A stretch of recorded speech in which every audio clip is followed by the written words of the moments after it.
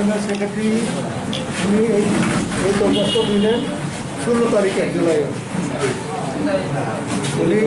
উনি 16 তারিখে জুলাইয়ে উনি এই দরখাস্ত দিচ্ছেন আমাদের জেনারেল সেক্রেটারি, এবং ওইটার রেফারেন্সে আমরা আজকে পাই। আজকে হঠাৎ আমার বললো যে একটু চিফ সেক্রেটারি অফিসে কথা বলেন। আমি আমাদের পৌঁছাইয়া চিফ সেক্রেটারি কথা বলার চেষ্টা করি, তখন বললো ঠিক আছে কথা হবে। তারপরে আমাদের ওই চিঠির মূলে আজকা ওইটার পরে 1 ঘন্টার মধ্যেই এই চিফ সেক্রেটারির অফিস থেকে একজন অ্যাডিশনাল সেক্রেটারি সই করা, additional secretary to chief secretary, ওনারা বললেন যে আমরা এটা রিগ্রেট করি। হোম ডিপার্টমেন্টের একটা আছে, ইনস্ট্রাকশন আছে, ওই ইনস্ট্রাকশনগুলো তারা কোনো মিটিং কোনো জায়গাতে হোক তারা করতে দিবে না। ঠিক আছে, যখন সরকার মনে করে যে মিটিং করা যাবে না, উই অ্যাকসেপ্ট ইট, আমরা গ্রহণ করি। কিন্তু এইটা যাতে ইন কমন প্র্যাকটিস হয়, এটা আমরা চাই। যে আমাদেরকে দিল, আরেকজনকে দিল না, আরেকজনকে দিল, আমাদেরকে দিল না, এটা যাতে না হয়, এটাই আমরা চাই। কাজে বিগত দিনগুলিতে আমরা দেখছি যে সরকার এখানে তাদের কোনো প্রিন্সিপাল তারা বজায় রাখতে পারে নাই। এটাই আমাদের লক্ষ্য, এবং যাতে এটা এভাবে না হয় এটা আমরা চাই। রাজ্যবাসীর কাছে পরিষ্কারভাবে বলা হোক, কিছুদিন আগে পূর্ব ত্রিপুরা থেকে নির্বাচিত মাননীয় সাংসদ রেবতী মোহন ত্রিপুরা একটা অভিযোগ করেছিল, বিবৃতি দিয়েছিল যে সন্ত্রাসবাদীদের সঙ্গে আইপিএফটির যোগসাজশ রয়েছে এবং গোটা আইপিএফটির দল উচ্ছৃঙ্খল।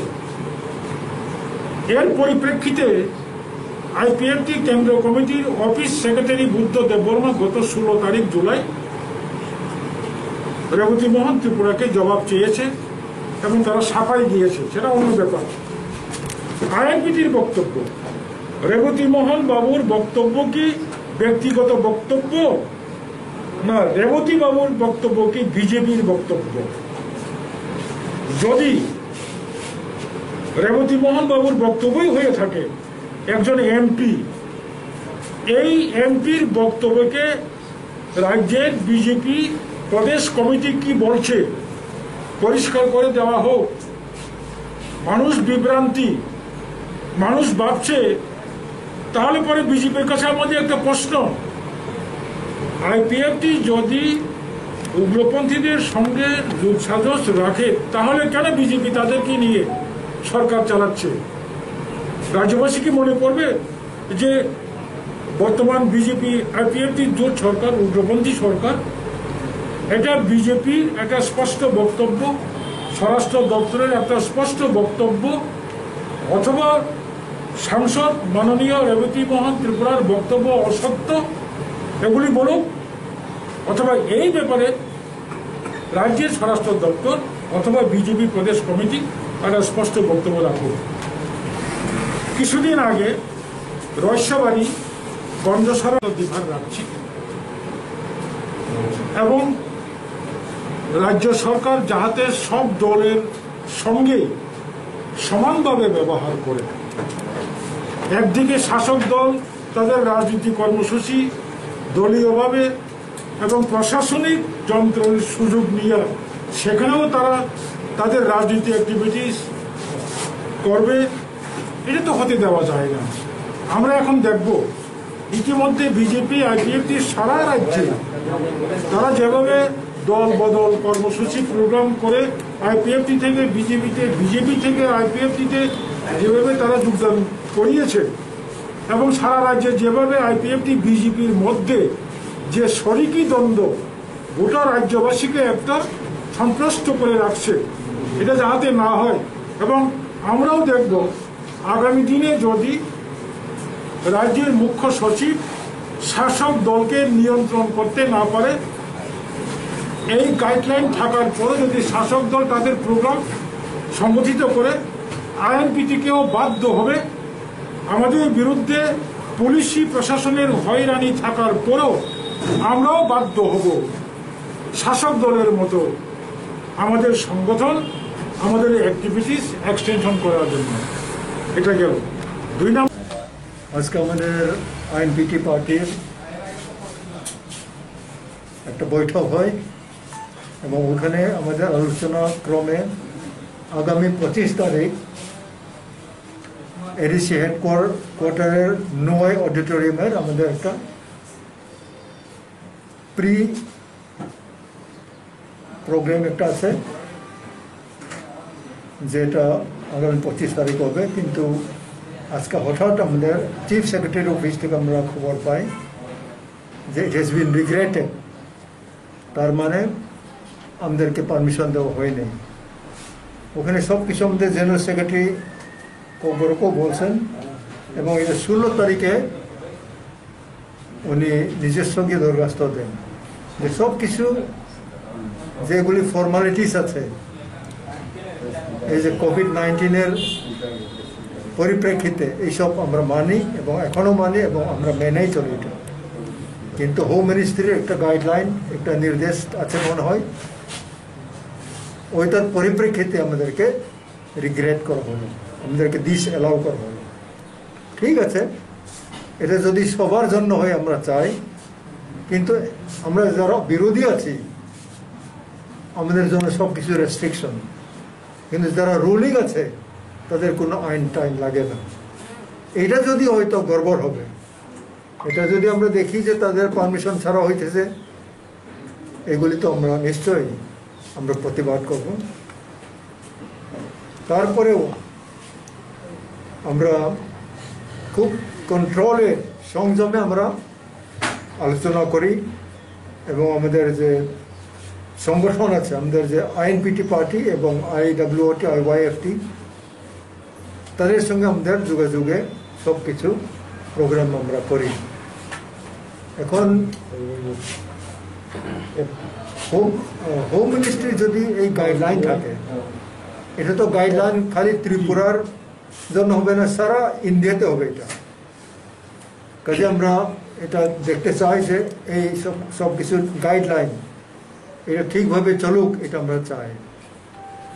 এখন বিগত বছরগুলিতেও আমাদের অনেক কিছু প্রোগ্রামের পক্ষে রাজ্য সরকার অনুমতি প্রদান করে নাই। আমাদের হাইকোর্টে যাইতে আমাদেরকে বাধ্য করে, আমরা হাইকোর্টেও গিয়ে পারমিশন নেই বিভিন্নভাবে। কাজে এটা আপনার স্পেশালি আপনাদের অ্যাটেনশন আমি আইএনপিটি প্রেসিডেন্ট হিসাবে আমি ড্র করতে চাই। আমাদের প্রেস মিডিয়াগুলিও এইসব যে ডিসক্রিপেন্সিস যে হইতেছে, এগুলিও আপনারা হাইলাইট করলে ভালো হবে। যদি আমরা তাদের নেচারে তাদেরভাবে আমরা আন্দোলন করি, মিটিং করি পারমিশন ছাড়া, তখন তো আমাদের উপরে নিশ্চয় আইন আসবে, কিন্তু তাদের উপরে আইন নাই। এটা আমাদের দুঃখভাবে আমরা এটা প্রকাশ করি। যাই হোক, এখন এডিসি কবে হবে না হবে এইসব ব্যাপার আমাদের কর্মীর সম্মেলন 25 তারিখে হওয়ার কথা। তারপরে আমরা আজকে আমাদের ফর্মাল বৈঠকে আমরা সিদ্ধান্ত নেই যে প্রত্যেক ডিস্ট্রিক্টে, অল ডিস্ট্রিক্টে না, ধলাইয়ে, নর্থ ডিস্ট্রিক্টের 3টা ডিস্ট্রিক্টের ধলাইয়ে আমরা একটা কনসেন্ট্রেশন মিটিং করব। এইভাবে সাউথে হোক, ওয়েস্টে হোক, এইভাবে ডিস্ট্রিক্ট ওয়াইজ আমাদের প্রোগ্রাম করা আছে। আমাদের সেন্ট্রাল নেতৃত্বরা যাবেন এবং এইভাবে আমরা এখনও আমাদের কন্টিনিউ আছে, এখানে 20 জন, এখানে 30 জন, এখানে 15 জন, এইভাবে সোশ্যাল ডিস্টেন্স আমরা বজায় রাখে আমাদের মিটিং চলছে। এটা আগামী দিনেও আমরা চালাবো, যাতে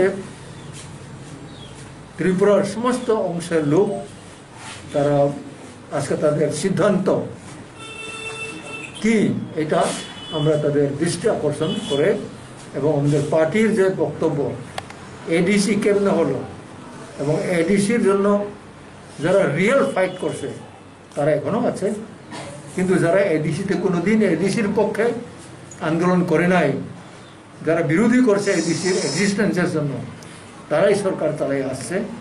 কাজে নর্থ ইস্টার্নের বিভিন্ন এডিসি এরিয়াগুলিতে তাদের যে পাওয়ার দেওয়া আছে এবং তাদের এক্সারসাইজ অফ পাওয়ার এগুলি আছে এবং তাদের নিজস্ব তাদের রুলিং তারা করে এবং সুখ সুবিধা তারা যত দূর পারে ইমপ্লিমেন্ট করে।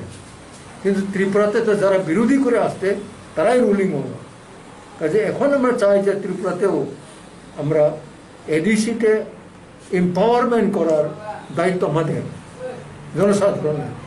যদি সবাই মনে করে এইবার আমরা পরিবর্তন আনতে চাই, আমরা সবার কাছে অ্যাপিল করি, জনসাধারণ যদি আমাদেরকেও সুযোগ দেয়। আমাদের তো সিদ্ধান্ত আছে যে INPT is open to all regional national party to talk across the table. আমাদের কোনো রেস্ট্রিকশন নাই, আলোচনা আমরা করব। আমাদের যদি এখানে কোনো কিছু মিল টিল থাকে নিশ্চয়ই আমরা অ্যালাইন আমরা করব। যদি মিল না থাকে তো অ্যালাইন করা যাবে না, কিন্তু আমরা ওপেন। আইএনপিটি এমসিসি সম্মেলনে এটাই সিদ্ধান্ত নিছে যে আমরা ওপেন, যার জন্য আমরা কংগ্রেসের সঙ্গে হোক বিভিন্ন ন্যাশনাল পার্টি রিজনাল পার্টি আমরা এখন আলোচনা আমরা আরম্ভ করি। কে কি বললো এটা তো আমরা বলবো না, কিন্তু আমরা চাই যে প্রত্যেক পার্টির সঙ্গে আমরা যদি সুযোগ পাই, স্পেশালি আঞ্চলিক পার্টির সঙ্গে আমরা আলোচনা করব এবং যাতে আমরা সব রিজনাল পার্টির সঙ্গে বসে আমরা ইলেকশন করতে চাই। এটা আমাদের আইএনপিটির একটা এজেন্ডা। কাজে এখন আপনাদের কাছে আমাদের অনুরোধ যে বিভিন্ন আমাদের বিপক্ষে ফোর্স আছে এবং তারা বিভিন্নভাবে আমাদের উপরে অত্যাচার করতে চায়। একটু আমাদের জেনারেল সেক্রেটারি কম্পরকে বললেন যে রেবতী বাবু একজন এমপি মেম্বার পার্লামেন্ট, উনি বললেন যে আইপিএফটিরা এনএলএফটির সঙ্গে যোগাযোগ আছে। ওইটাই উনি বললেন এবং ওইটাই আমি রিপিট করব। এখন গভর্নমেন্ট অফ ত্রিপুরার অফিসিয়ালি হোম ডিপার্টমেন্টের বক্তব্য কী?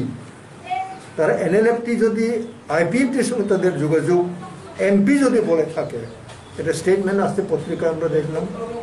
তবে স্টেট গভর্নমেন্টের উচিত যে রিয়েল তাদের ইন্টেনশন কি, তাদের স্ট্যান্ড কি, এটা তাদের পরিষ্কার করা উচিত আছে। এটা আমরা ইনসিস্ট করি এবং এটা না হলে পরে জনসাধারণ বুঝবে যে আইপিএফটি এনএলএফটিদের সঙ্গে যোগাযোগ আছে এবং আইপিএফটি বিজেপির সঙ্গে তারা জোট সরকার। তার মানে বিজেপি হোক আইপিএফটি হোক তারা এনএলএফটির সঙ্গে তাদের যোগাযোগ আছে, যার জন্য অস্ত্র ধরে কোনো বিচার নাই, পিস্তল ধরে কোনো বিচার নাই, বুলেট ধরে কোনো বিচার নাই, ধরবো আনবো কাস্টডি রাখবো কোনো বিচার নাই।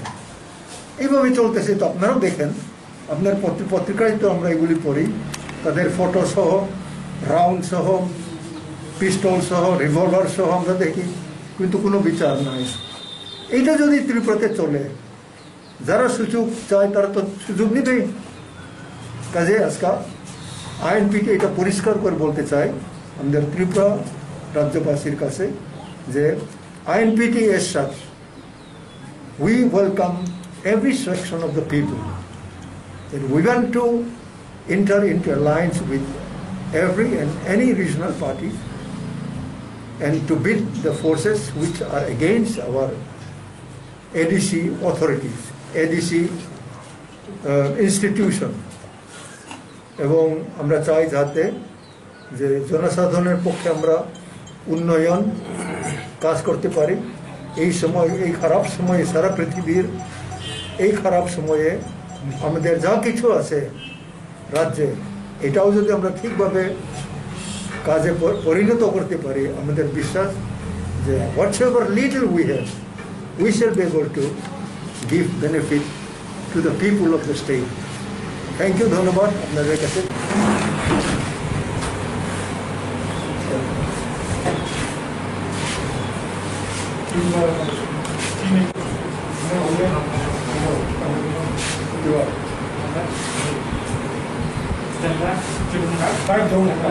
সভাপতি কিছুক্ষণ আগে আমাদের সামনে ব্রিফিং করেছেন, সেই একই আমারও সেই দলের বক্তব্যই হবে। তার মধ্যে